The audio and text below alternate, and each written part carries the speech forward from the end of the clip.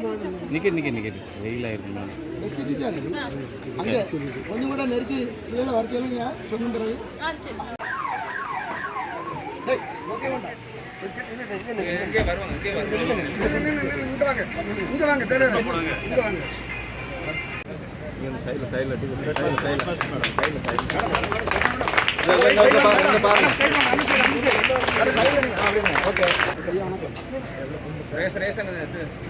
திரும்பி திரும்பி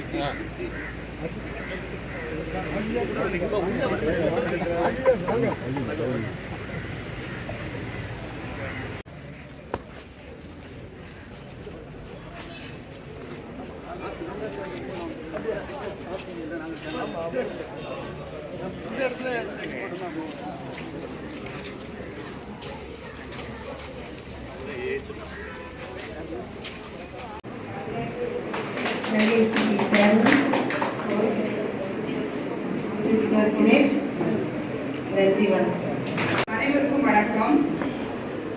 நம்ம இப்போ நம்ம ஐஎஸ்ஆர்ஓ தலைவர் முனைவர் நாராயணன் அவங்க பேசுனது கேட்டோம். அப்ப நீங்க அன்பார்ந்த மாணவர்களே, இன்னைக்கு அன்னை கொண்டதை விட நல்ல வாய்ப்பு இருக்கு. ஆனா நீங்க கிராமப்புறத்துல இப்படி ஒரு அரசு பள்ளி இந்த மாதிரி படிச்சா மற்றவங்களை விட பெரிய வாய்ப்புகள் இல்லை படிக்க சமயத்துல. ஆனா நான் உங்கள்கிட்ட சொல்றது எப்படின்னா, நீங்க எங்க படிக்கிறீங்கிறது முக்கியம் இல்லை, எந்த குடும்பத்துல இருந்து வாரீங்கன்னு முக்கியம் இல்லை. ஏழ்மையான குடும்பத்துல இருந்து வரலாம், சாதாரண குடும்பத்துல இருந்து வரலாம், நல்லா நடந்து அந்த மாதிரி வரலாம். எப்படி படிக்கிறீர்கள் என்பதுதான் முக்கியம். ஆசிரியர் சொல்லிக் கொடுக்கிறது. ரெண்டாவது, நீங்க படிக்கும்போது போட்டி வேணும். நான் ஃபர்ஸ்ட் எனக்கு போட்டி வேணும். ஆனா பொறாமை இருக்கக்கூடாது. மற்றவங்களோட பொறாமை போட்டு அந்த மாதிரி வரும். அந்த மாதிரி நல்லவங்களா இருக்கணும். ஒரு உயர்ந்த நோக்கம் வேணும். இப்போ நீங்க படிக்கும்போது நான் ரொம்ப ரொம்ப பெருசாட்டு ஆகணும், அந்த மாதிரி மைண்டுக்குள்ள ஒரு எண்ணம் வேணும். அப்படி இருந்தால் தான் நீங்க வளர முடியும். உயர்ந்த எதையும் சாதிக்கலாம். இப்படி ஒரு நாராயணன் இதே மாதிரி இந்த கூரை பள்ளியில படிச்சு மழையில மழை வந்தாச்சுன்னா லீவ் உள்ள ஒரு பள்ளிக்கூடத்தில் வந்தவரே இப்படி செயலாளர் வந்திருக்காருன்னா என்னாலையும் எதையும் சாதிக்க முடியும். அந்த மாதிரி ஒரு எண்ணம் மைண்டுக்குள்ள அப்படி இருந்தாச்சுன்னா நீங்க எதையும் சாதிக்கலாம்.